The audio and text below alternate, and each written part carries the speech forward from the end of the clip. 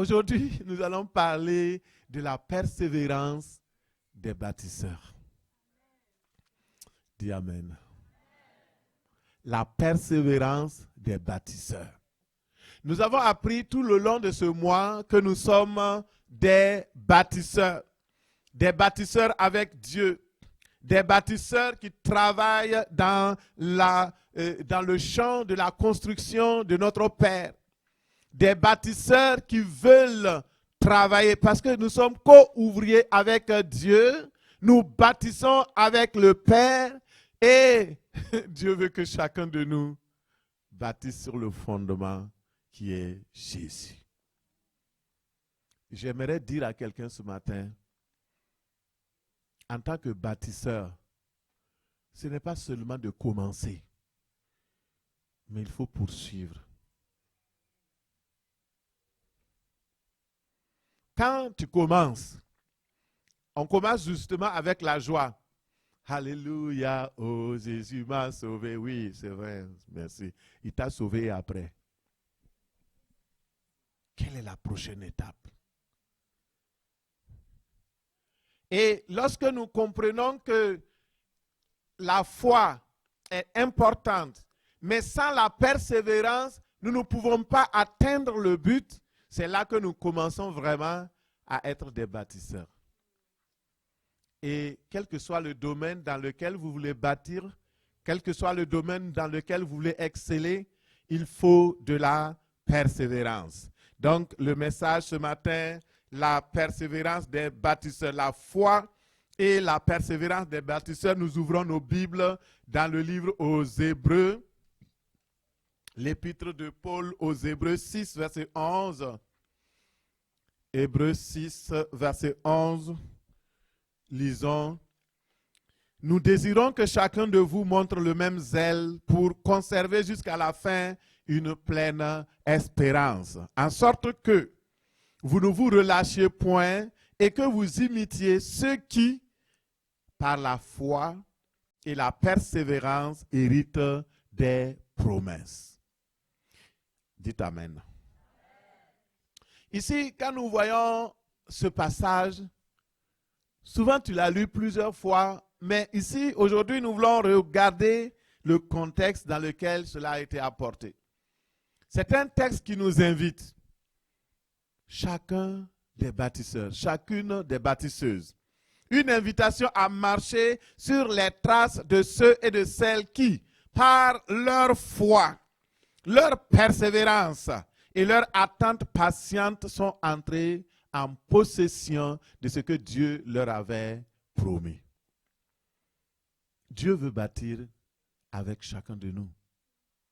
Il veut bâtir notre vie. Et écoute, ce qu'il dit un jour à un roi, Jéroboam, dans 1 Roi 11, verset 38. Il vient vers Jéroboam. C'était la fin du règne du roi Salomon. Cet homme avait échoué. Vers la fin de sa vie, il s'était mis avec plusieurs femmes. Il en avait 700, ça ne suffisait pas, il avait 300 concubines. Et ces femmes l'ont amené à adorer des idoles, à adorer des dieux étrangers. Et Dieu était fâché contre Salomon. Dieu dit non, ça n'est assez. J'avais dit dans mon alliance que si les enfants de David marchaient selon ma voie, suivaient mes commandements et mes ordres, je vais pérenniser le règne et la dynastie. Mais voici, Salomon n'a pas été fidèle à Dieu. Et Dieu a dit, je vais diviser le royaume en deux. Il y avait un homme qui s'appelle Jéroboam. Cet homme a commencé à soupirer après la royauté. Il voulait être roi et Dieu est venu lui parler. Il lui dit, écoute Jéroboam, si tu marches devant moi, si tu suis mes commandements, si tu obéis, si tu marches conformément à ce que je te demande, je vais bâtir une maison stable pour toi, comme j'ai bâti la maison de David. Une maison stable. Et frères et sœurs, quelle promesse, quelle belle promesse. Dieu dit, je veux bâtir avec toi, je veux bâtir ta vie, je serai avec toi, tu seras mon serviteur et je ne t'abandonnerai pas. Je serai avec toi comme j'ai été avec David. Pourquoi Dieu ne parle plus de Salomon? Salomon, c'était comme, oui, ok, on oublie, on passe. C'était un grand bâtisseur, mais comme la parole de Dieu nous dit, mieux vaut la fin d'une chose que son commencement.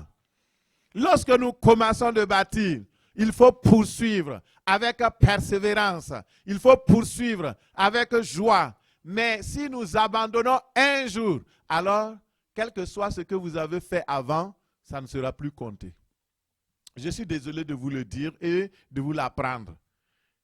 La vie chrétienne, c'est une course de marathon. Ce n'est pas une course de vitesse. Alléluia. On commence, on persévère, on poursuit, on atteint.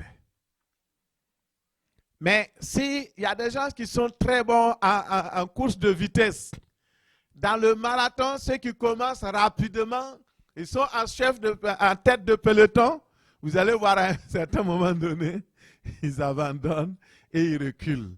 Mais ceux-là qui ont commencé à avoir une vitesse constante, régulière, peu à peu, avec persévérance, ils montent. Et vers la fin, ils ont encore de l'énergie pour accélérer. Alléluia. La vie chrétienne doit être cette course-là. Et l'apôtre Paul dit, c'est important de désirer de grandes choses, mais il faut montrer le même zèle et conserver la même foi tout le long de notre vie. Parce que notre Seigneur est proche. Et dans le cas de Jéroboam, Dieu voulait bâtir une maison stable. Je voudrais m'arrêter un peu sur cet aspect-là pour que vous compreniez pourquoi on parle du mois des bâtisseurs, les héros bâtisseurs. Pourquoi nous sommes en train de parler de ça? Parce que, oui, ok, parce que c'est trop long là. Ça fait un mois on parle de ça. Mon frère, ma soeur, si tu comprenais tout, je n'allais même plus parler. C'est parce que Dieu veut continuer de bâtir. Jéroboam, malheureusement, quand Dieu lui a parlé, il a dit oui, parce qu'il voulait la royauté. Il a cru en Dieu. Dieu lui a donné les 10 tribus d'Israël. Et il a commencé. Malheureusement, dès qu'il a eu la royauté, son cœur s'est détourné de Dieu. Lui aussi, il est parti dans l'idolâtrie. Il n'a pas été mieux que Salomon. Il était pire que Salomon. Il a fait vraiment des choses bizarres. Il a même bâti des tours pour adorer les Astartés, les Baals, Moloch, passer par le feu des enfants. Ce qui est horrible. Et Dieu a dit non, j'arrête. Ce que j'avais promis, je t'avais dit, tu seras le chef d'une dynastie durable et stable, mais je regrette, Jéroboam, je mets fin à ça. Il y a beaucoup de personnes qui viennent me dire, ok, j'ai eu telle prophétie, il y a telle année, il y a un prophète qui a prophétisé. Les prophéties ne sont pas fausses. Ce que vous avez reçu comme parole de Dieu, c'est vrai. Le problème, ce n'est pas la prophétie. Regardez Jéroboam. Dieu est parti lui-même lui parler. Ce n'est même pas un prophète qui lui a parlé. Mais il a échoué, oui ou non? C'est ça. C'est votre caractère. Votre vie. Ton caractère peut être un adversaire contre ta vie. Le fait que toi-même tu es là, tu ne veux pas laisser Dieu, comme la prophétie, la sœur a prophétisé. Il dit, il y a des gens qui ne veulent pas laisser Dieu établir son règne dans leur vie, de sorte que Dieu construise leur vie. Ils limitent Dieu. Lorsque vous êtes dans cette perspective-là, Dieu ne peut rien faire. Parce que Dieu ne force pas les personnes. Contrairement au diable, Dieu ne force personne. Lui, c'est un gentleman. Il nous aime, mais il a des principes. S'il fait un accord avec toi, s'il entre dans une alliance avec toi, si tu n'accomplis pas ce que lui, il veut, il brise l'alliance et tu es dans des problèmes. C'est pourquoi nous devons faire attention de bâtir avec lui, pas à pas. Dieu veut bâtir une maison stable pour toi, pour ta famille. Le même concept de bâtir une maison stable, ce n'est pas la même chose pour tout le monde. Pour ce qui concerne Jéroboam, c'était que Dieu voulait une dynastie durable, une dynastie stable. C'est-à-dire que Jéroboam va régner, ses enfants vont régner, les enfants de ses enfants vont régner jusqu'à X temps. Mais imaginez, c'est un privilège, mais ça s'est arrêté court. Pourquoi? Parce que Jéroboam n'a pas été fidèle. Dieu veut bâtir pour toi un ministère stable.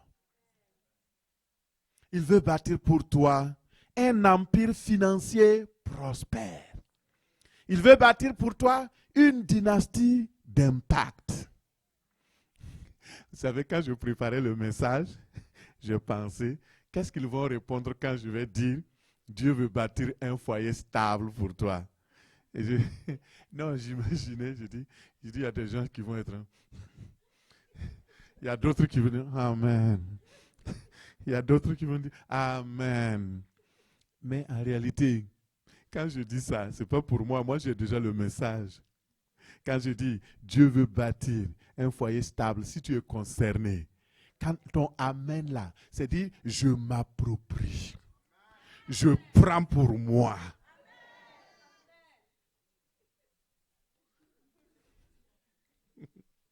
Il y a des gens qui ne comprennent pas. Le message évangélique, ce n'est pas un message de cimetière. On participe. Moi, je suis là comme acteur. Vous êtes aussi acteur. Vous devez être connecté à la révélation qui vient. Et si la révélation est pour vous, attrapez. Bon, moi, je vais passer 1 heure à prêcher.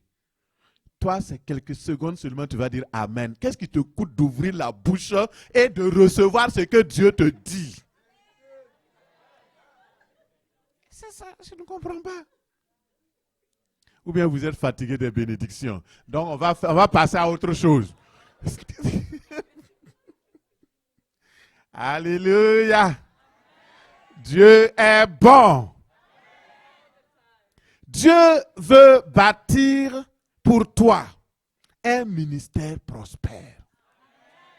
Il veut bâtir pour toi un foyer glorieux, un empire financier prospère, une dynastie d'impact, un cheminement académique qui va déboucher à un emploi extraordinaire.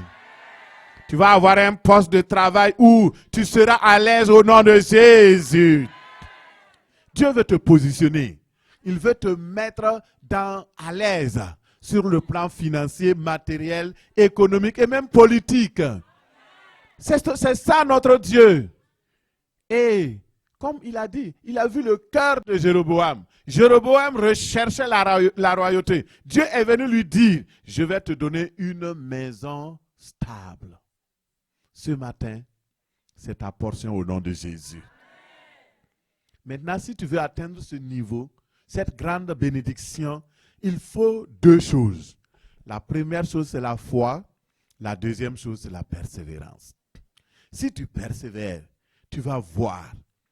Persévérer, pour ceux qui ne sont pas familiers avec mes prédications, j'ai toujours dit, et je l'ai reçu aussi, que persévérer, donc vous voyez, percer et voir. C'est comme si quelque chose est là, et de l'autre côté, il y a une grosse bénédiction. Mais vous êtes là à cogner. Vous allez et c'est difficile. Pourquoi on persévère? Parce que ce n'est pas facile. Et on est là, on cherche. Mais tant que tu n'as pas persisté, tant que tu n'as pas percé, tu ne peux pas voir ce qui est de l'autre côté. Quand les chercheurs d'or commencent à creuser en surface, est-ce qu'ils trouvent l'or? L'or est précieux, n'est-ce pas? C'est en profondeur. Les bonnes choses sont en profondeur. On ne les trouve pas en surface. Il faut persévérer. Il faut percer. Et souvent, il faut des burins. Il faut des machines avec une grande capacité de percer le rocher jusqu'à ce qu'on trouve l'or.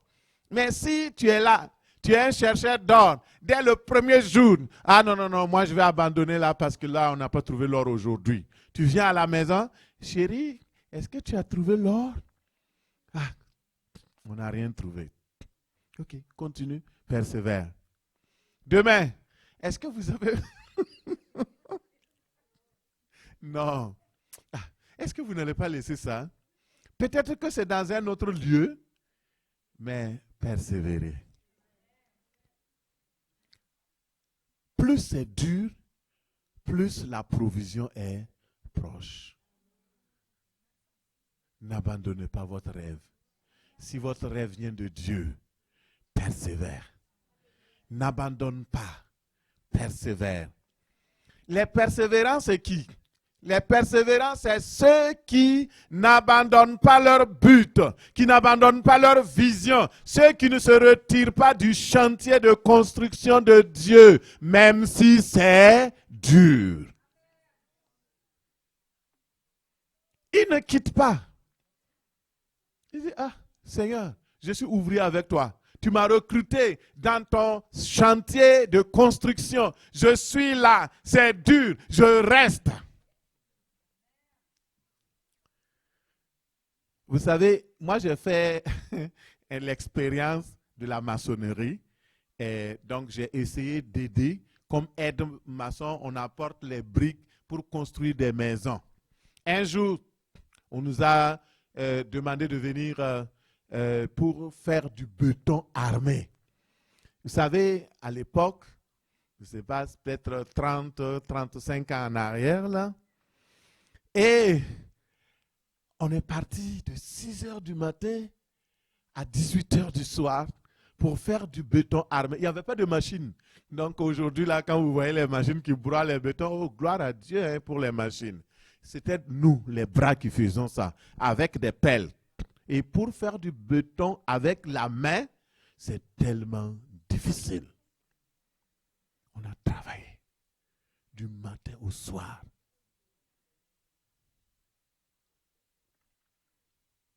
Pour 1000 francs CFA la journée. C'était horrible. Mais on était content à la fin quand on a pris notre paye. Au moins son frère. Frères et sœurs, écoutez, je n'ai plus recommencé. Je faisais autre chose, mais pas le béton armé là. Je pense qu'il y avait des bras plus gros que moi, donc ils pouvaient faire. Frères et sœurs, le métier de constructeur n'est pas facile. Bâtir, ce n'est pas facile. Vous savez que c'est plus facile de détruire. C'est très facile. Quand nous faisons la démolition des choses ici, là, oh non, c'était comme de... En tout cas, c'était pas comme de l'amusement, c'était vrai, il y avait les dangers et tout. Mais pour reconstruire là, c'est ça qui était problématique. Ça prend du temps, ça prend de l'énergie. Et il faut, ah non, il ne faut pas mettre ça ici. Ah non, il ne faut pas mettre ça ici. Et puis je regardais les Emmanuel Agré là. Je regarde, non, il faut que tout soit, comment ils appellent ça, parallèle. Il faut que ça soit ici. Je voyais, je dis, Seigneur, où ils ont appris ça? Moi, je pose des affaires et puis on construit. Non! Il faut, et heureusement que j'avais ces gens-là qui étaient là, les Patrick, les connais, ils étaient là. Chaque fois que je veux faire des choses, je dis non, c'est comme ça qu'on fait pasteur. J'étais content. Écoutez, si vous ne connaissez pas, laissez ceux qui connaissent vous montrer. Ne soyez pas orgueilleux. Bâtir, ce n'est pas simple. Bâtir, ce n'est pas facile. Ce n'est pas, surtout dans l'œuvre de Dieu, bâtir, ce n'est pas simple. Ce n'est pas facile. C'est très facile de détruire. Mais imaginez, pour qu'une personne vienne à l'église, ce n'est pas facile. Il faut aller évangéliser. Que la personne se convertisse. Vous faites le suivi. La personne est baptisée, est régulière à l'église. Une personne vient un seul jour. Il dit, ce pasteur-là, c'est un faux type. Il faut quitter son église, il faut partir. Il détruit la vie de la personne et la personne s'en va. Il a détruit en un jour, par une seule parole. Bâtir, ce n'est pas facile. C'est pourquoi la grande qualité pour bâtir, ce n'est pas seulement la foi, mais la persévérance. Vous avez commencé et vous montez au fur et à mesure. Ceux qui n'ont pas construit, ils ne connaissent pas la difficulté de bâtir. Quand vous commencez un immeuble, quand vous commencez une maison, même une petite maison, ce n'est pas facile. C'est là que vous vous rendez compte que, oh, ah oui, c'est comme ça. Oui, c'est pourquoi Dieu prend l'exemple des bâtisseurs, l'exemple de la construction, pour nous montrer le cheminement de la foi. Hébreux 10, 39 nous dit, nous ne sommes pas de ceux et de celles qui se retirent pour se perdre, mais de ceux qui ont la foi pour sauver leur âme. Voici ceux qui bâtissent, qui persévèrent, c'est leur devise. La devise des persévérants dans la foi, je ne suis pas de celui qui se retire pour se perdre, mais celui qui persévère avec foi, malgré les difficultés, malgré les circonstances, que le Seigneur te donne cette qualité-là au nom de Jésus. La persévérance des bâtisseurs, c'est une qualité essentielle que tout bâtisseur doit avoir pour accomplir la volonté de Dieu. Bâtir avec Dieu, de sorte que nos œuvres demeurent. Les grands accomplissements sont réussis non pas par la force seulement, mais par la persévérance. Toute grande réalisation que vous allez voir dans la vie, il y a la persévérance dedans. Quelles que soient les choses, petites ou grandes, 2 Timothée 4, 9 dit, et c'est l'apôtre Paul qui parle, il dit, viens au plus tôt vers moi, car Démas m'a abandonné par amour pour le siècle présent. Il est parti pour la Thessalonique. Vous voyez, Démas était un homme qui était avec Paul, un ouvrier, un serviteur de Dieu. À un moment donné, Démas regarde, bâtir dans le royaume de Dieu, c'est difficile. D'ailleurs, Paul est là, avec ses histoires de tentes. Chaque fois, on est en danger. Les gens veulent nous faire mourir. Les Juifs se lèvent contre nous. Les païens se lèvent contre nous. Les gens se lèvent contre l'œuvre. Alors, moi, je veux bâtir ma vie. Je veux gagner de l'argent. Je veux travailler aussi pour ma famille. Je veux avoir quelque chose de stable. Et Démas s'est levé un jour, il a dit, Paul, bye bye, merci beaucoup, continue l'œuvre de Dieu. Moi, je vais aller me chercher. Et l'apôtre appelle Timothée. Il dit, Timothée, viens. J'ai besoin d'ouvriers. J'ai besoin de bâtisseurs. Il y a des bâtisseurs qui m'ont abandonné. Des ouvriers qui ont quitté. Viens les remplacer. Le chantier est grand. Ce qu'il faut bâtir est gigantesque. J'ai besoin d'ouvriers. Et ce matin, Dieu lance un cri d'appel. J'ai besoin d'ouvriers, j'ai besoin d'ouvrières. Alléluia. Est-ce que tu es prêt pour servir le Seigneur dans le domaine de sa construction? Il faut le faire. Il ne faut pas le faire avec simplement les paroles. Il faut le faire avec acte. La construction, ce n'est pas une question de parole. C'est une question d'acte. Il faut travailler. il faut mouiller les mains. Il faut mouiller le maillot. Construire, ce n'est pas simple. Construire, ce n'est pas d'être propre. C'est se salir. Beaucoup de personnes ne veulent pas se salir. Donc, ok, wow, c'est bien. Tu veux toucher, voir. Ah non, non, non, non, non, non, tu ne vas pas. Non, attention, il ne faut pas me mêler à vos affaires là. Non, il faut travailler. Alors, nous allons voir un exemple ce matin qui va nous aider. Ça, c'était juste l'introduction. L'appel à construire la muraille de Jérusalem et par Néhémie. Dans Néhémie 2, 17, nous regardons et nous allons lire jusqu'au verset 18. Deux versets importants. Et c'est Néhémie qui parle. Je leur ai dit alors, vous voyez vous-même la malheureuse situation dans laquelle nous nous trouvons. Jérusalem est en ruine et ses portes ont été réduites en cendres. Venez, construisons la muraille de Jérusalem et nous ne serons plus dans le déshonneur. Puis, je leur racontai comment la bonne main de Dieu avait été sur moi et je leur rapportai les paroles que le roi m'avait adressées et ils ont dit, levons-nous et bâtissons, mettons-nous au travail. Et ils se sont fortifiés dans cette bonne décision. La bonne décision, c'est quoi? C'est de bâtir avec Dieu. La bonne décision, c'était quoi? De construire les murailles de Jérusalem. Et la bonne décision que tu peux prendre, c'est de servir Dieu. C'est de construire, de bâtir avec lui. C'est la bonne décision que tu peux prendre. Il y a beaucoup de choses à faire. Pas seulement dans l'église, mais le travail de Dieu, ce n'est pas seulement dans l'église, c'est le royaume de Dieu. Il faut voir grand. Nous travaillons pour un Dieu qui est un architecte et un constructeur. Et ce Dieu-là veut nous interpeller. Il dit, levons-nous et bâtissons. Il n'a pas dit, je vais me lever juste pour moi et puis je vais bâtir. Non, on bâtit en équipe. Et pour vous remettre dans le contexte, sachez que le peuple d'Israël avait péché à l'époque. Dieu les a dispersés. Ils sont partis en esclavage à Babylone. Et qu'est-ce qu'ils avaient fait? Le même péché, l'idolâtrie. Sachez que si vous ne servez pas Dieu, vous servez autre chose. C'est sûr. Il y a deux maîtres.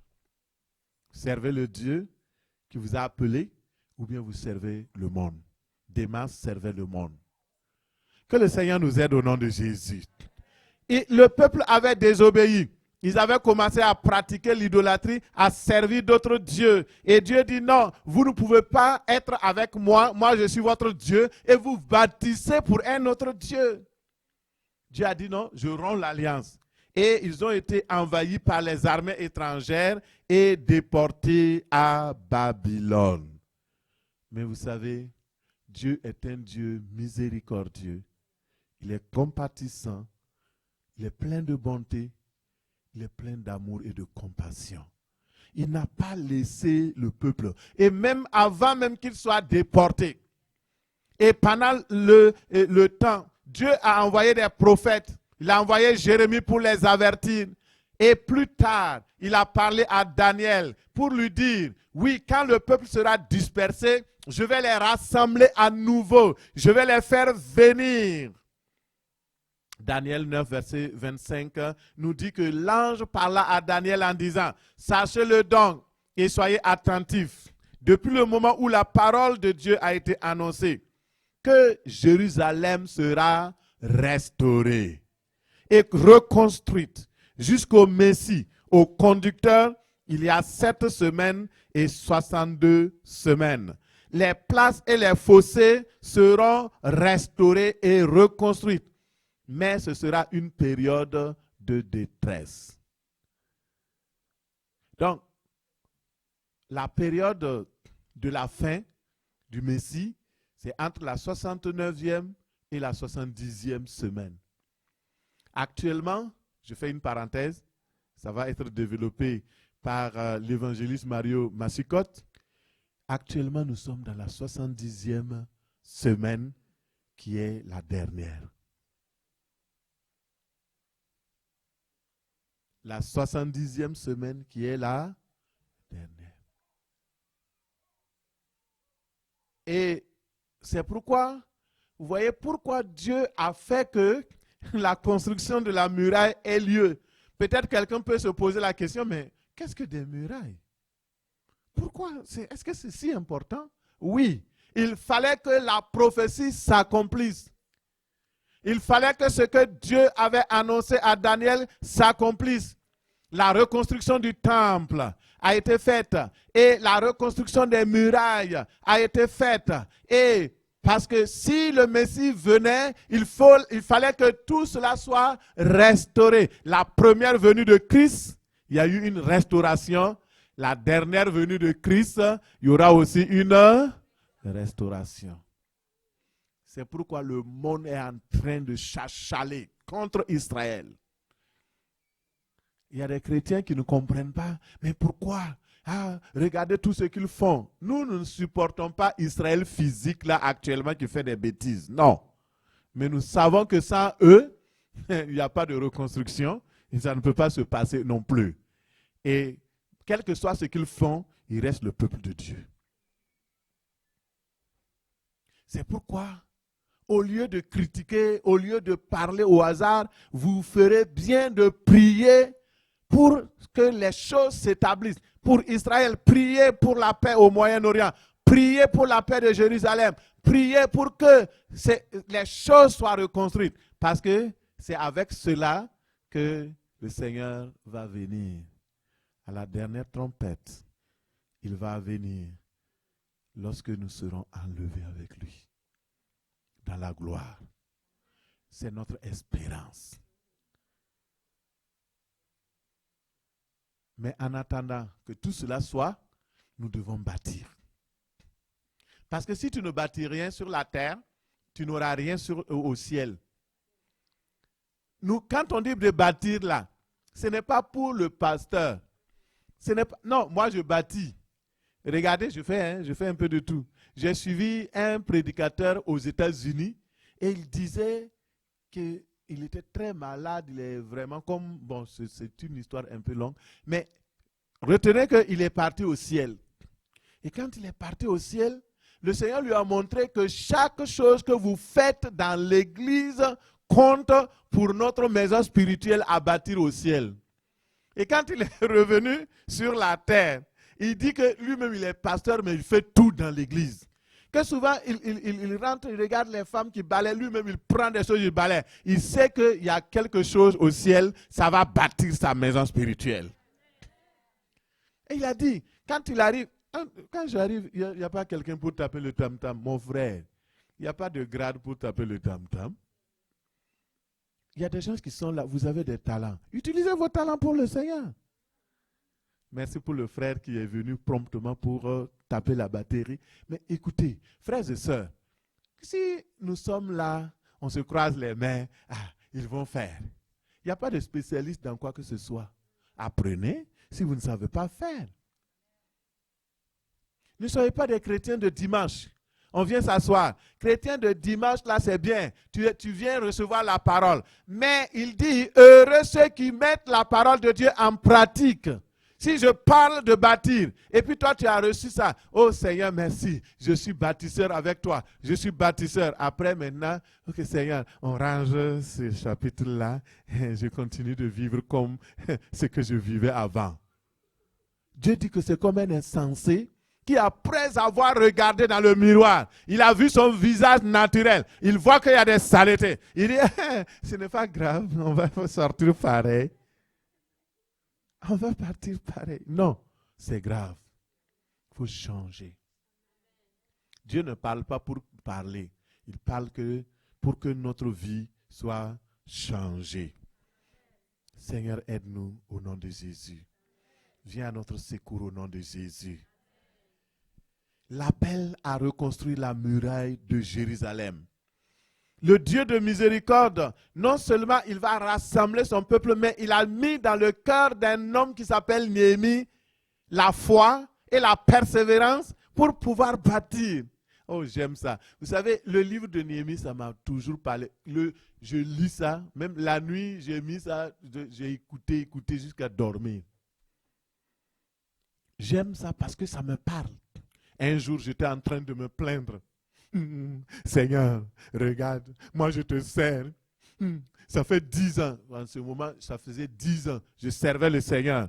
Je ne touchais aucun sou de l'église. 10 ans. Même l'essence. J'étais pasteur. Il y avait l'église. Il y avait de l'argent.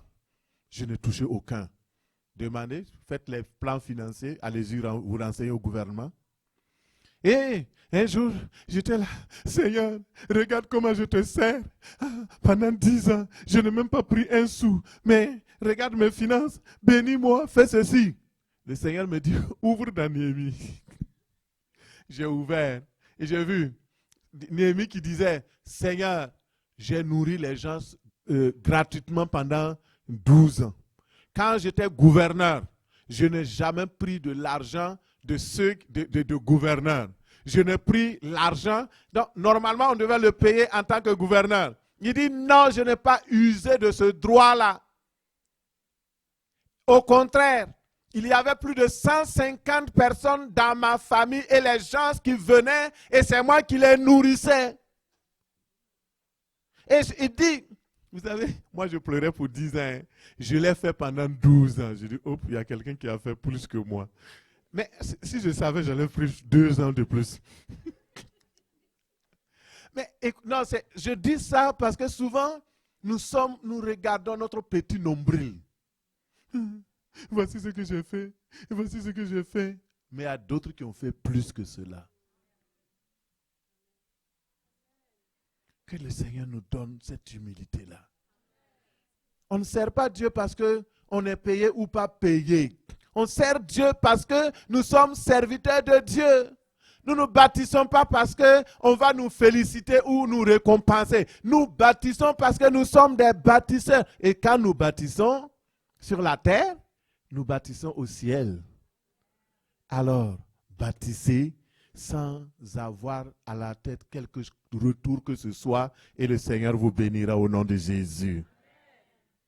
Au temps marqué, Dieu a permis que les Juifs reviennent de la captivité et ils ont commencé à bâtir. Dans Néhémie 6, verset 15, regardez, oh j'aime cette phrase-là, j'aime ça, j'aime ça. Alléluia, j'aimerais qu'on le lise ensemble. Jérémie 6, verset 15, si nous pouvons le lire ensemble dans la version qui est donc affichée. 1, 2 et 3. La muraille fut achevée le 25e jour du mois d'Élul en 52 jours. Relisons encore. La muraille fut achevée le 25e jour du mois d'Élul en 52 jours. Amen. Gloire à Dieu. La muraille fut achevée. Tu achèveras au nom de Jésus. Ce que tu as commencé, tu achèveras au nom de Jésus. Ta muraille ne va pas laisser sans être achevée au nom de Jésus. Tes études, tu les achèveras au nom de Jésus. Ton projet de mariage, tu l'achèveras au nom de Jésus. Ton projet financier, tu l'achèveras au nom de Jésus. Au nom de Jésus. Le Seigneur le fera. N'aie pas peur. Mais regardons la persévérance pour que pendant une grande muraille. Imaginez en 52 jours. Tu es capable. Quand Dieu bâtit avec toi, le temps ne compte pas. Quand Dieu est avec toi dans ton projet de construction, le temps ne compte pas. Ton âge ne compte pas. Ce qui compte, c'est la fidélité de Dieu et la persévérance et la foi. Alléluia. Vous savez, dans l'ancien temps, les villes étaient entourées de murs pour être protégées. C'est vrai, comme peuple de Dieu, ils n'avaient pas besoin d'une protection physique forcément. Mais Dieu avait besoin que juste même protéger contre les saletés, contre les choses, que ce mur-là soit bâti. Mais avec la guerre, avec le délaissement de la ville était devenue en ruine. Il fallait quelqu'un pour reconstruire ces murailles-là. Dieu a utilisé ce bâtisseur pour restaurer les murailles. Et nous apprenons de ce qu'il a fait. La première chose que nous apprenons, note cela si tu es là, Néhémie, pourquoi Néhémie est parti bâtir les murailles? C'était quelqu'un qui aimait Dieu. La persévérance vient lorsque nous aimons ce que nous faisons. Quand un jeune homme aime une fille, il va persévérer jusqu'à ce que le mariage soit fait. L'évangéliste Emmanuel Agré, avec moi, on était dans une situation où nous racontait une histoire. Je ne sais pas si lui l'a écouté, mais moi j'ai écouté. On dit, il y a une jeune fille qui est venue me voir. Il dit, mon fiancé, il refuse de payer la dot que les parents ont fixée. Et il dit que non, c'est trop. Et son père dit non, il faut diminuer. Et j'ai dit à la fille, il faut abandonner ce jeune homme-là. Il ne t'aime pas assez pour te marier. Et c'est ce que moi je dis. Hein. Et si tu es là, toi tu es un garçon, tu veux marier la fille là pour $1 là. Les filles, laissez-le.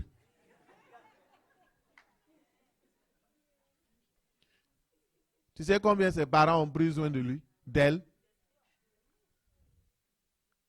J'ai dit à une sœur dans cette église-là, je dis, si ta dot là, ce n'est pas 35 000, je ne prends pas. Non, bon, j'exagère. Mais c'est une sœur qui est belle, donc...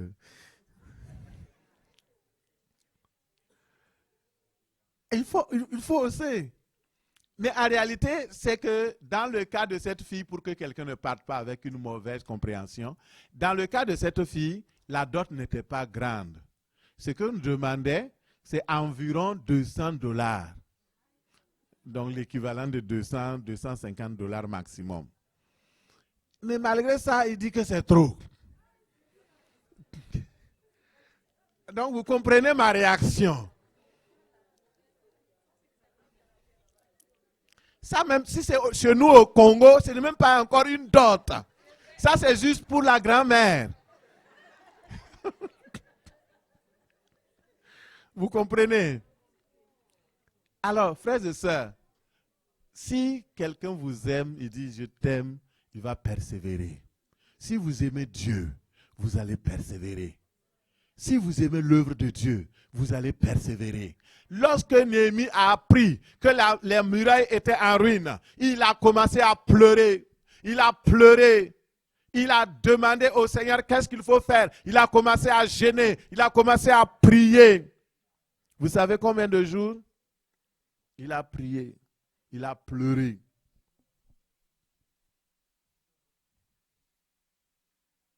Il est resté là. Et personne ne lui a dit quoi que ce soit. Ce n'est pas un ange qui est descendu pour lui dire, va construire la muraille. Le Seigneur a mis le fardeau dans son cœur. Et quand il a eu ce fardeau, il s'est levé. Il est parti voir le roi. Il a dit au roi, parce que le roi lui-même, il a remarqué que son visage avait changé. Et je voudrais dire, ne soyez pas hypocrite. Si vous n'êtes pas content, exprimez-le. Il ne faut pas faire, ok, par la grâce de Dieu, ça va. Si ça ne va pas, dis ça ne va pas. On va pouvoir t'aider. Ah, chez nous, les hommes ne pleurent pas, mon frère. Ça ne t'a pas chauffé. Quand Néhémie a compris, il dit, écoute, il est paru devant le roi triste. Le roi demande qu'est-ce qui ne va pas. Il a expliqué la situation. Le roi dit, qu'est-ce que tu veux que je fasse? Dis-moi. Non seulement il a prié, mais il a agi. Il a agi. Ne priez pas seulement, agissez aussi. Est-ce que tu te préoccupes assez de l'œuvre de Dieu pour prier pour l'œuvre de Dieu? Oui, tu vois des choses qui ne marchent pas, mais est-ce que tu pries? Est-ce que tu agis? Face aux situations auxquelles tu es confronté, quelle est ton attitude devant Dieu? Et lorsque il a dit au roi, le roi a dit non, il n'y a pas de problème. Non seulement je te donne les autorisations, je te donne l'argent nécessaire, mais je te donne les lettres aussi avec lesquelles tu pourras passer. Tu auras un laissez-passer et une escorte. Alléluia. Une escorte militaire pour t'accompagner de sorte que les ennemis n'empêchent pas que tu bâtisses. Alléluia. Ce matin, je prie que Dieu soit favorable à tes prières. Que le Dieu de gloire soit favorable à tes cris. Que toute personne qui est en charge de traiter ton dossier se mette en œuvre. Qu'il se hâte de le faire au nom de Jésus. Qu'il facilite tes requêtes au nom de Jésus. Qu'il mette son sceau et l'approbation au nom de Jésus. De la même manière que le roi a agréé la demande de Néhémie, que tout roi qui doit décider pour toi mette son sceau et son approbation au nom de Jésus. Le Seigneur est fidèle. Bâtir, ça commence dans le cœur. On ne le voit pas, mais on doit persévérer. Donc, écrivez rapidement, je disais, première chose dans laquelle Néhémie a persévéré, c'est lors du voyage. Le voyage a duré 3 à 4 mois. Et malgré cela, Néhémie ne s'est pas découragé. À l'époque, il n'y avait pas de chevaux, il n'y avait pas de 4x4, il n'y avait pas donc Highlander, Green Highlander. Non, il fallait aller à pied. Ils ont marché pendant des mois, 4 mois. Aujourd'hui, quand on regarde, on va en avion. Ah, le voyage c'est trop long, ça prend jusqu'à 9 heures de temps. Tu es assis dans l'avion, mon frère. Et Seigneur, vous savez, notre jugement sera plus sévère. Parce que Dieu a facilité les choses à notre époque. Mais on néglige. Ah, pasteur, ouais, aller en mission là, c'est pas facile. Hein? Oh non, non, non, non, non. Oh, ça, c'est pas pour nous. Mon frère, tu es dans une église missionnaire, on fait comment? Si Dieu te dit, lève-toi, va en mission au Brésil, va en mission en Colombie, et tu dis non, moi, je ne comprends pas l'espagnol. Mon frère, paye un interprète. Apprends la langue. Seigneur, je prie au nom de Jésus que tu fasses grâce. La persévérance face aux gouverneurs des villes voisines. Quand ils ont commencé à marcher, ils ont rencontré les gouverneurs Sambala, Tobiza, Lamonite, et ces gens-là disent, mais vous venez vous faire quoi ici? Quel est votre problème? Ah, nous sommes des bâtisseurs du temple de la muraille de Jérusalem. Dieu nous a envoyés pour bâtir. Ah non, non, ça ne se fera pas ici. Parce que ces gouverneurs haïssaient le peuple de Dieu. Il y a des ennemis qui te haïssent, qui veulent t'empêcher de bâtir. Ne te laisse pas intimider.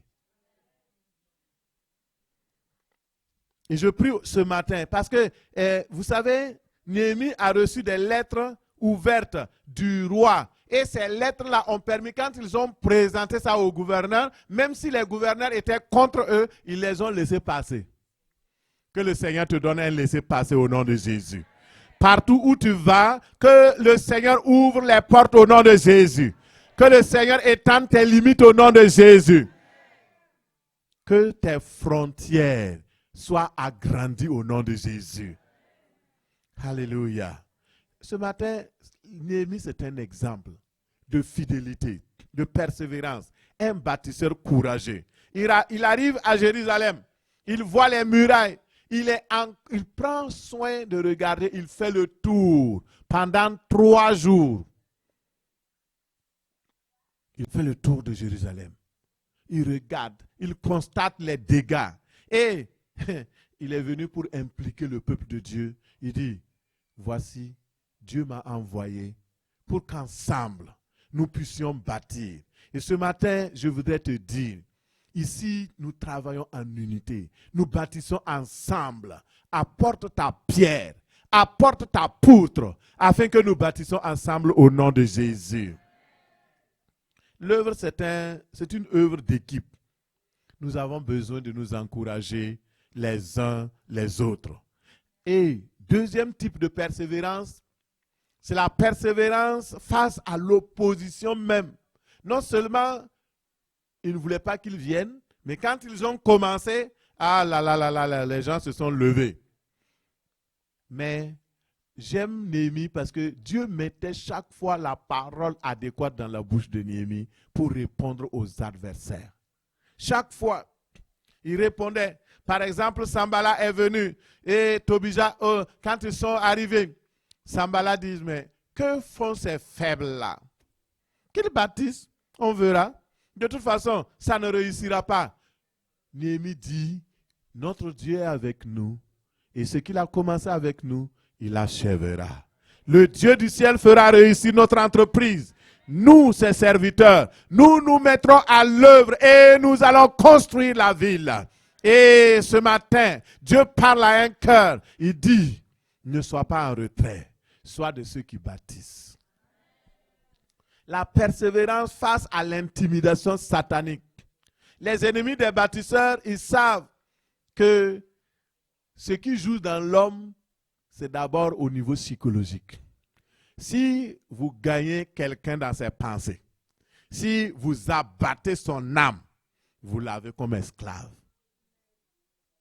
Donc, la première opposition, ils ont commencé à attaquer par des pensées, à attaquer par des paroles, à attaquer et à dire, vous là, vous n'êtes rien, vous ne pourrez rien, vous ne pouvez rien faire. Et lorsque vous acceptez les paroles négatives, le venin et le poison satanique qui vient des paroles des méchants, vous allez baisser les bras, vous allez être découragé.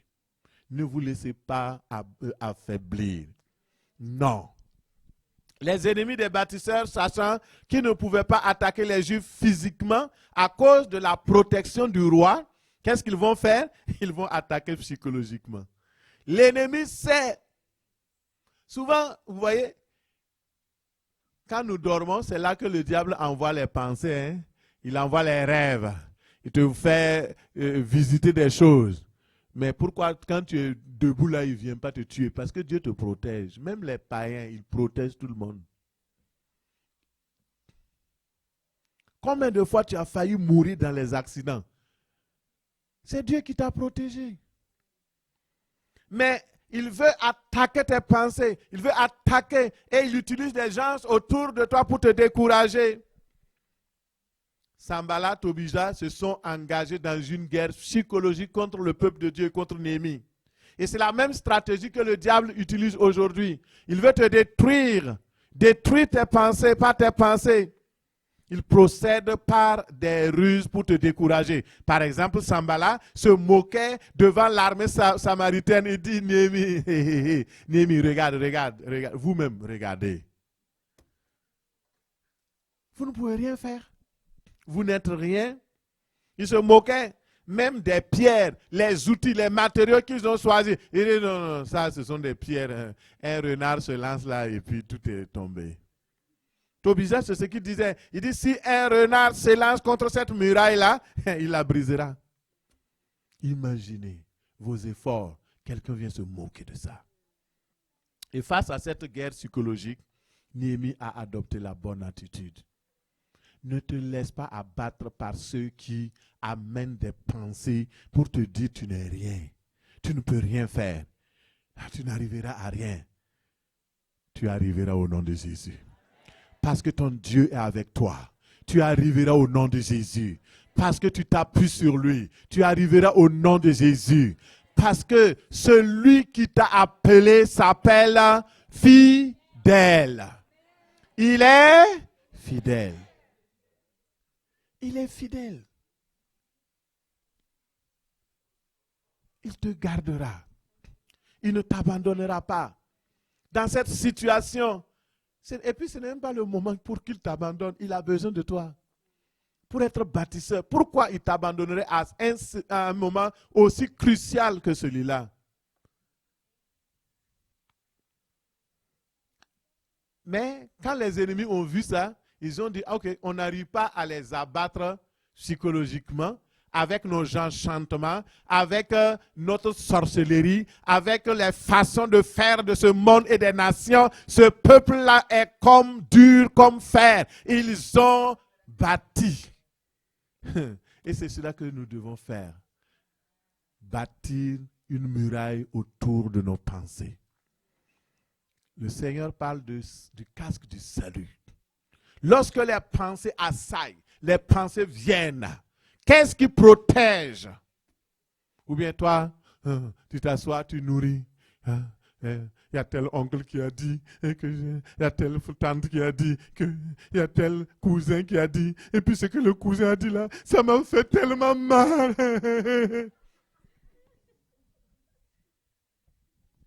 Va le cogner.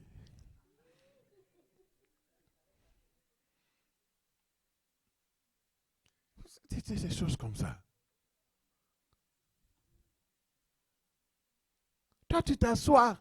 Tu ne sais pas que ce sont les pensées. En fait, ton cousin, ton oncle là, ce n'est pas lui. C'est le diable qui met les paroles pour t'attaquer. Il n'est pas ton ennemi. Lui-même, il est victime. Lève-toi, prie. Refuse ses pensées. Rejette ses pensées. Dis non. Arrière de moi, Satan.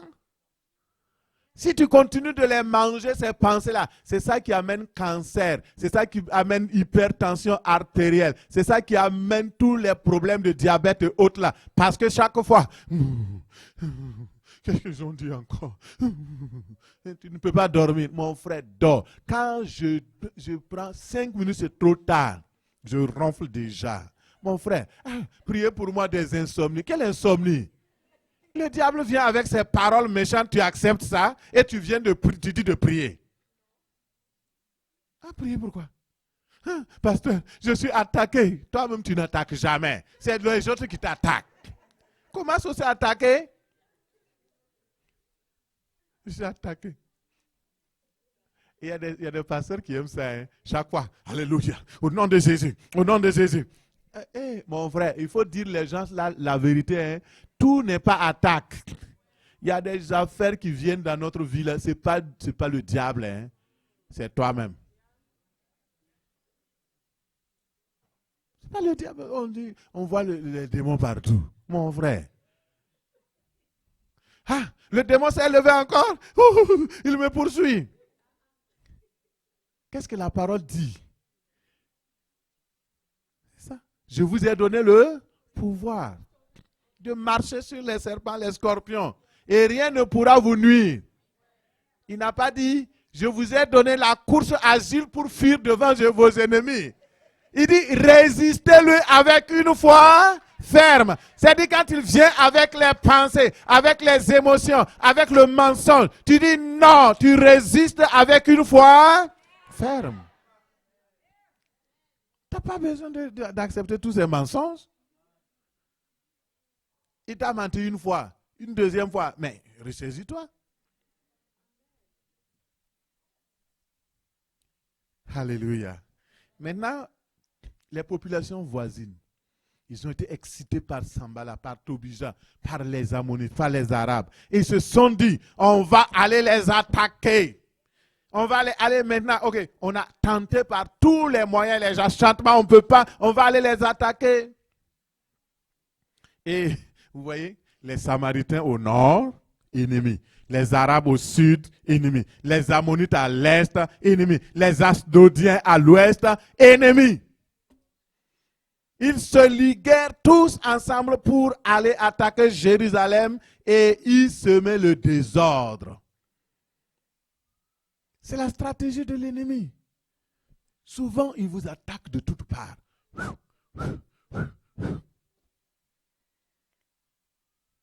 Mais à chaque fois, les Juifs étaient informés du plan machiavélique de leurs ennemis.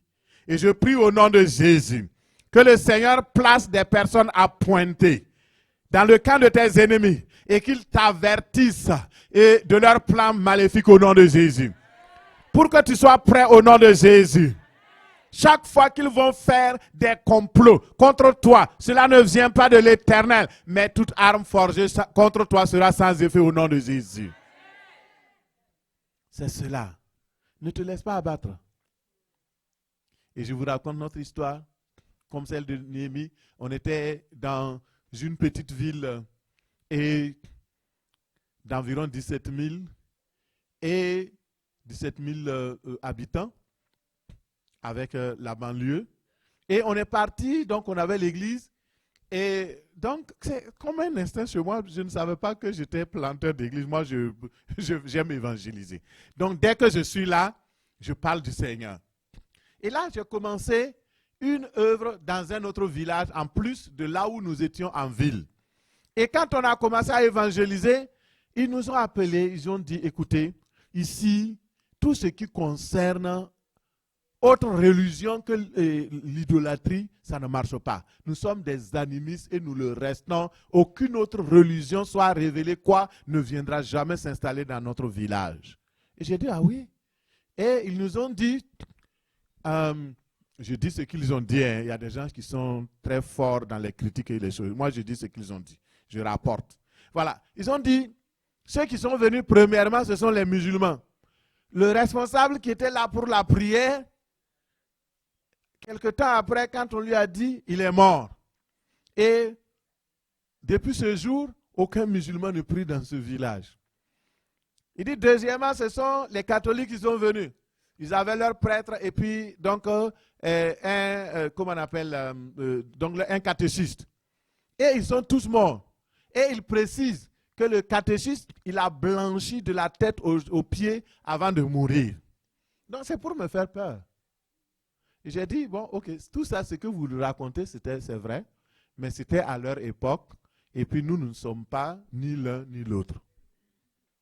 Alors, nous sommes venus au nom du Seigneur Jésus-Christ pour pouvoir établir une église dans votre village. Laissez-nous la place et nous allons le faire. Et là, donc pendant un moment donné, ça allait. Jusqu'au jour où les gens ont commencé à se convertir en masse. Et là, ils nous ont dit, ok, il faut arrêter votre évangélisation, on n'en veut plus. Et je me rappelle ce jour, cette nuit où nous sommes partis évangéliser. Et Dieu a fait une grande brèche. Vous savez ce qui s'est passé? Il y avait une femme, eux autres, ce sont des danseurs, des féticheurs, des gens qui font l'idolâtrie. Donc, il y avait des démons qui devaient faire descendre sur une femme. Et là, ils ont dit, et là, quand c'est des cérémonies comme ça, aucune femme ne vient là-bas. Donc, ce sont des cérémonies secrètes. Donc, tous les hommes étaient partis. Et quand les hommes sont partis, les femmes qui ne pouvaient pas venir à nos réunions à cause de l'autorité de leur mari, elles sont toutes venues ce jour-là. Et on a eu une grande assistance. Moi-même, j'étais étonné, il y avait une grande foule. Et on a prêché l'évangile. Les gens se sont donnés au Seigneur. Et ce jour-là, parallèlement, il y avait un homme qui est venu, il était un grand féticheur, très connu, et les gens se référaient à lui. Il est venu se donner à Jésus-Christ. Il a demandé que je prie pour lui. Il a dit, dans le domaine du diable, on n'est jamais satisfait. Parce qu'il va nous promettre des choses, mais il n'accomplit jamais. Il dit, regarde-moi comme je suis. Moi-même, quand les gens viennent, je leur dis, tu vas avoir un enfant, tu vas faire ceci. Ils viennent et je fais les choses pour eux. Mais moi-même, je n'arrive pas à me marier, je n'arrive pas à avoir des enfants. Les génies, les démons ont mis une sanction sur moi. Je dis, à partir d'aujourd'hui, tu seras délivré. On a prié. Quand les hommes ont quitté la cérémonie, ils sont revenus, on leur a raconté tout ce qui s'est passé. Là, ils ont fait une grande réunion et ils ont dit, appelez-les. C'était à minuit. Nous sommes partis à la réunion. Et quand on est parti, c'était sur une colline. Et une colline sacrée. Normalement, en temps normal, on ne monte pas là-bas. Mais comme ils ont fait la colline, ils nous ont attirés là-bas. Ils ont tout fait psychologiquement, ils ont fait leurs enchantements, ils ont fait tout ce qu'il fallait pour nous tuer, ils n'ont pas pu. Et voilà maintenant, ils sont là, ils nous ont entourés avec des danseurs de leur fétiche. Et ça faisait, quand ils ont des choses là, voilà, je ne sais pas comment on appelle ça, des clochettes à leurs pieds. Et quand ils faisaient, ça dansait et ils nous avaient entourés. Je suis arrivé, ils ont dit, et ils ont laissé un grand trou ici. Ils m'ont dit d'aller m'asseoir. Le Saint-Esprit me dit, c'est ta tombe qu'ils ont creusée. Il dit, ah, oh, merci Seigneur. Quand vous êtes averti, vous savez quoi faire. Le Seigneur ne va pas te dire, ah non, non, non, non. Il t'a dit seulement que c'est ta tombe. Non. Si tu aimes la tombe, là, va t'asseoir. Et j'ai dit, non, je ne m'assois pas là-bas. Moi, je suis jeune. Vous êtes de vieux. Pourquoi vous n'allez pas vous asseoir là-bas? Et mine de rien, là, ça fait 15 minutes qu'on a discuté de ça. Il dit, non, non, si tu ne t'assois pas, on ne va pas parler. J'ai dit, ok, donc on ne va pas parler. Alléluia.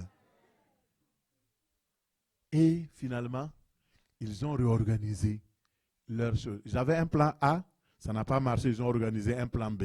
Mais vous savez, quand l'ennemi a échoué avec un plan A, le plan B ne marchera pas. Le plan B qu'il a constitué contre toi ne marchera pas au nom de Jésus.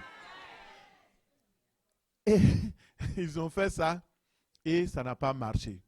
Ils sont montés, ils ont tué, sacrifié des animaux et ils nous ont donné 1 mois pour vivre. J'ai rendu grâce à Dieu. Mais il y a des gens qui m'aiment tellement qu'ils veulent me tuer. Il dit, Seigneur, merci. Vous savez, tous ceux qui ont fait le pacte pour me tuer, ils sont morts à des intervalles de 1 semaine, 1 semaine, 1 semaine. Ils sont tous morts. Allez-y, faites le reportage. On voulait aller avec l'insécurité. Donc, sinon, l'évangéliste Emmanuel allait venir avec non seulement les images, mais aussi tout le reportage. C'est la vérité. Construire, ce n'est pas facile. Il y a des ennemis qui vont se poser, qui vont se lever. Et quand ils ont compris qu'ils ne pouvaient pas nous avoir avec l'enchantement, parce que la parole de Dieu dit que l'enchantement ne peut rien contre qui? Ni la divination contre le peuple de Dieu. Oh, vous connaissez très bien votre passage. Hein? Gloire à Dieu, c'est dans Nombre 23, 23. Et mon frère, ma soeur, ils ont tout fait. Nous, on était là calés. Et comme ils n'ont pas pu réussir, ils sont partis détruire le lieu que nous avons bâti pour faire nos cultes, nos réunions. C'est ça l'ennemi. Je voulais en venir à là pour dire que quand votre ennemi, il essaie de vous saboter, sur le plan spirituel, il n'arrive pas. Sur le plan psychologique, il n'arrive pas. Il va venir sur le plan physique. Mais je voudrais t'assurer, si tu es sur le fondement, le rocher qui est Jésus-Christ, le roc séculaire, la pierre de l'angle. Si tu es fondé sur lui, alléluia, les tentatives spirituelles échoueront au nom de Jésus. Les psychologistes échoueront au nom de Jésus. Toute attaque contre tes pensées échoue au nom de Jésus. Et toute attaque contre ton corps échoue au nom de Jésus. Parce que le Dieu avec qui tu bâtis est fidèle. Ils ont échoué. Aujourd'hui, l'Église est établie, les conversions se poursuivent, les mariages se font, tout se fait. Pourquoi? Parce que nous avons tenu ferme, nous avons persévéré malgré les difficultés, les menaces de mort. Tout était là, mais on a dit non, nous servons le Dieu Tout-Puissant. Je n'abandonne pas. Et souvent, la dernière fois que j'étais assis, je pensais à tout ça. J'avais la chair de poule. Je dis, mais qu'est-ce qui me donnait même ce courage-là de faire ces choses? Mais je savais que Dieu était avec moi. Et tant que lui n'a pas dit quelque chose, ça ne peut pas s'accomplir. Que le nom du Seigneur soit béni au nom de Jésus. Alléluia. Alors je termine par là, la persévérance dans l'exhortation et l'affermissement. Néhémie exhortait le peuple de Dieu. Prenez courage, persévérez. Et quand les ennemis sont montés, ils ont voulu donc les envahir. Lui aussi, il a changé sa stratégie. Il a dit, ok, on va se battre. Construisez. Vous avez une main avec laquelle vous bâtissez, une main avec laquelle vous tenez les armes. Nous sommes rendus dans le monde où nous devons bâtir. Une main sur la tâche et une main avec les armes. Mon frère, c'est le moment où nous devons bâtir en ayant les genoux à terre, dans la prière, dans l'intercession. Mais n'oubliez jamais, notre ennemi rôde. Il est comme un lion rugissant, il cherche qui il dévorera. C'est pourquoi il faut tenir ferme. Il faut tenir ferme. La stratégie de maintenant, il y a beaucoup de gens qui sont en retard par rapport à l'église. Parce qu'ils croient que, il y a des gens, je vois, les mêmes chants qu'on chantait en 1960, c'est là qu'ils chantent. On n'évolue pas. Il faut évoluer. Les mêmes prières qu'on faisait, c'est ça qu'on fait. Mon frère, il faut évoluer. Dans le sens positif, bien sûr. Pas le tchaka-tchaka, les danses bizarres, là, non. Mais il faut évoluer positivement. Actuellement, nous sommes affinés. Le diable a affiné ses manières de faire. Il a affiné ses armes. C'est pourquoi nous aussi, nous devons changer. Néhémie exhorte le peuple à se montrer courageux. Je t'exhorte à te montrer courageux au nom de Jésus. Il dit, combattez pour vos frères, vos fils, vos filles, vos femmes, vos maisons. Combattez. C'est le moment où nous devons agir dans les deux directions. Le combat est acharné. Regardez par exemple un panneau qu'on met donc, comme publicité, Jésus sauve nos âmes, etc. Ça fait du buzz, ça fait, tout le monde est excité. Les politiciens se lèvent. Tout le monde, pourquoi ils ont mis ça dans notre ville? Laïcité. Mon frère, démocité. C'est la démocité. Vous croyez quoi? Levez-vous, ouvrez les yeux. La bataille est dans nos murs. La bataille est là. Nous voulons construire la vie des gens. Nous voulons que les gens aillent au ciel. Le diable veut qu'ils aillent en enfer. C'est une guerre. Il faut se lever. Hey, mon frère, ma soeur, lève-toi. Quand les ennemis d'Israël ont vu qu'ils étaient prêts à se battre, ils ont abandonné leur projet de venir envahir. Que le Seigneur fasse retentir un bruit dans le camp de tes ennemis, qu'ils entendent que tu es prêt, que tu es prête et qu'ils abandonnent leurs mauvais desseins au nom de Jésus. La persévérance paye toujours. Dis à la personne à côté de toi, la persévérance paye toujours. La persévérance paye toujours. Alléluia. Les résultats de la persévérance, Dieu a protégé son peuple. La muraille a été bâtie en 52 jours et le peuple tout entier était dans la joie. Affichez-moi donc cela parce que le Seigneur veut que nous sachions que tout a été fait selon le plan de Dieu. Dieu a fait un travail d'équipe.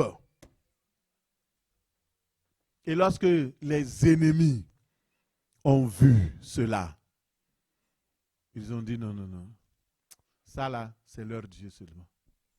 C'était pas possible. Quand les ennemis ont vu le beau travail qui a été fait, ils ont dit, nous ne pouvons plus rien contre ce peuple-là. Nous ne pouvons rien pour les intimider. Ils sont trop forts. En 52 jours, une grande œuvre a été faite. Pourquoi? Parce que le peuple s'est engagé et ils ont bâti par la foi et la persévérance. nous héritons les choses de Dieu. Je vais t'inviter simplement à te lever.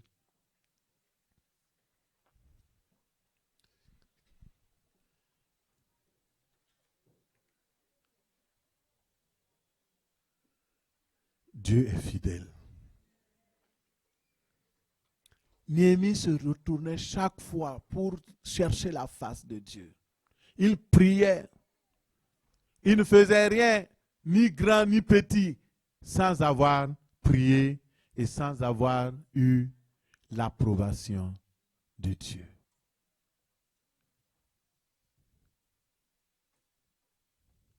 À la fin de la journée, tous ont reconnu la main de Dieu.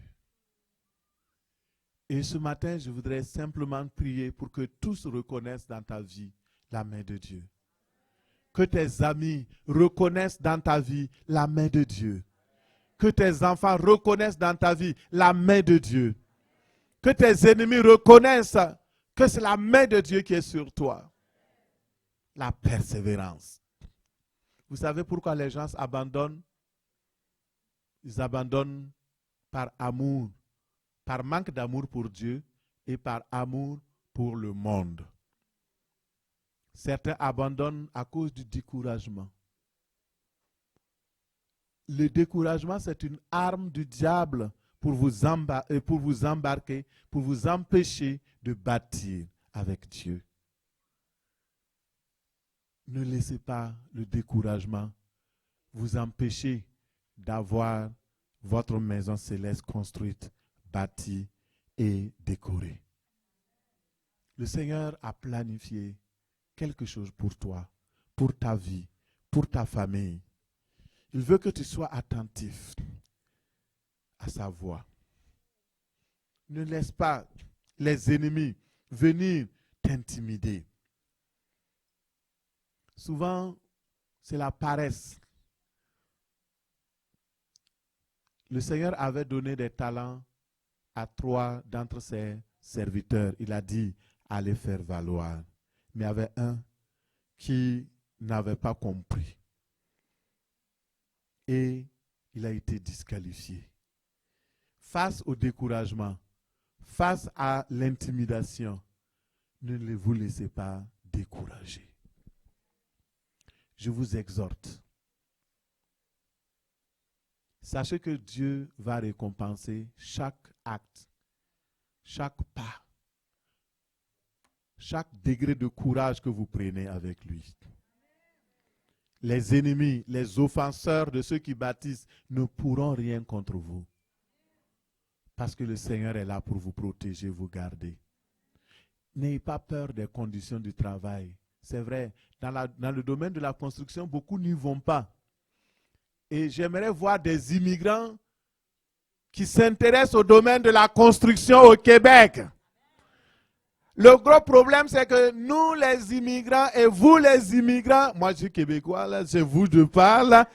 Et le problème, c'est que, et surtout ceux qui ont eu l'éducation de la France, nous voulons être des fonctionnaires. L'esprit de fonctionnariat nous amène à vouloir travailler pour quelqu'un, à être bien propre, bien habillé. On ne veut pas porter le casque, on ne veut pas porter les gilets pour être au soleil, pour bâtir. Et souvent même, on se surprend quand on voit un Africain, un Français ou une autre provenance du monde qui vient, qui est dans le domaine de la construction, on le regarde comme ça. On le regarde comme ça. Mon frère.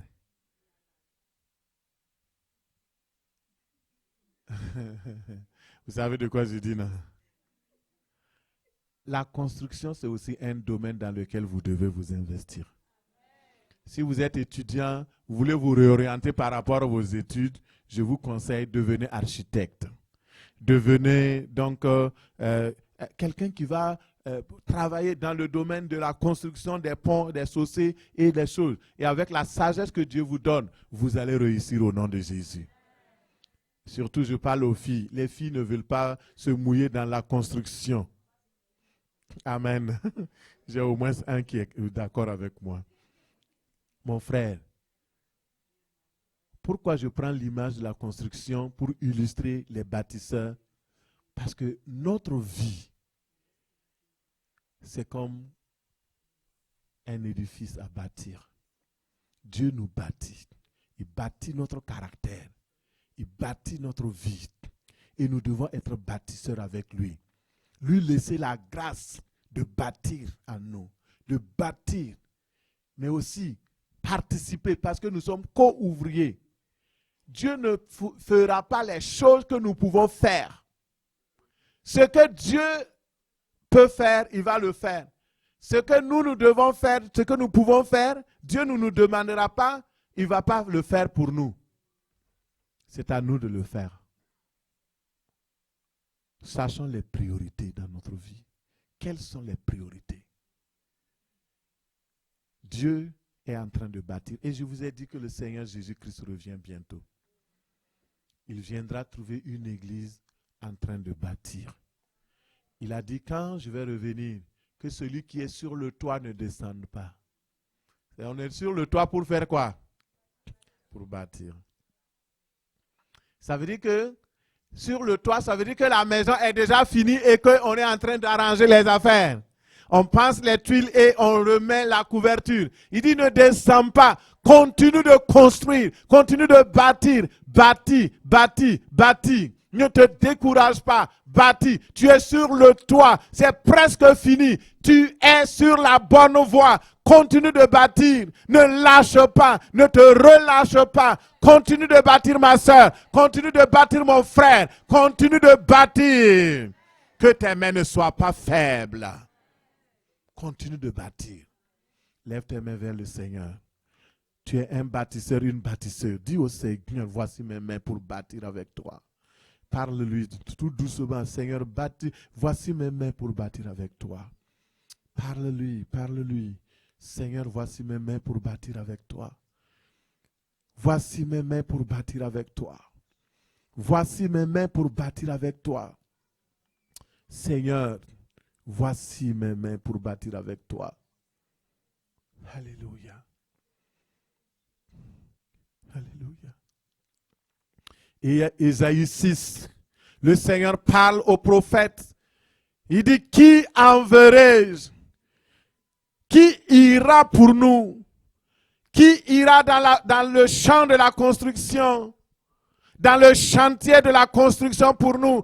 Qui ira pour nous? Et ce matin, Dieu interpelle à la fin de ce mois des héros bâtisseurs. Dieu t'a certainement parlé de plusieurs manières. Il demande maintenant, est-ce que tu es prêt à consacrer ta vie pour bâtir? Bâtir, ce n'est pas pour Dieu. Bâtir, c'est pour toi. Le bénéfice, c'est toi qui vas le récolter. Tu es maintenant, aujourd'hui, tu es sur le toit. Et nous sommes tous sur le toit. Ce n'est pas nous qui avons bâti la maison, c'est Dieu qui l'a bâti. Le Seigneur a bâti. Le fondement, c'est les prophètes et les apôtres. Et aujourd'hui, nous bâtissons dessus. Et nous devons prendre garde à la manière dont nous bâtissons. Bâtissons de tout notre cœur, bâtissons de toute notre force, bâtissons avec sagesse, bâtissons avec courage, bâtissons en comptant sur le Seigneur, bâtissons avec amour, bâtissons parce que le Christ revient bientôt. Il viendra nous trouver. Il dit, ceux qui sont sur le toit, ne descendent pas. Persévère. Ne descends pas. Persévère. Que Dieu te bénisse. Au nom de Jésus.